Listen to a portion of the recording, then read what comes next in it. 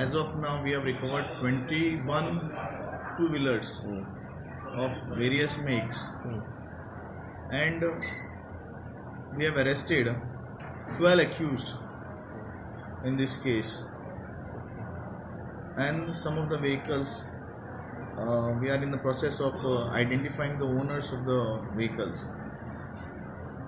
हे जे एक्यूज आसा आणि बायक चोरप आणि त्यो लूक चेंज करप आणि विकप, इंटेलिजन्स डेवलप करून ताणी पयलीं 4 भुरगे जे चिंबलचे आसा तांकां पयलीं आमी अरेस्ट केले.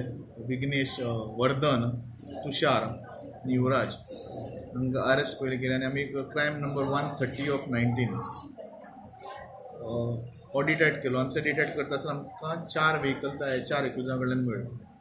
सो त्यो हस्तगत करतरी तेंचे फुडें आमी इंट्रोगेशन केलें, रिमांड घेतलो तांकां, 8 दीस रिमांड घेतलो.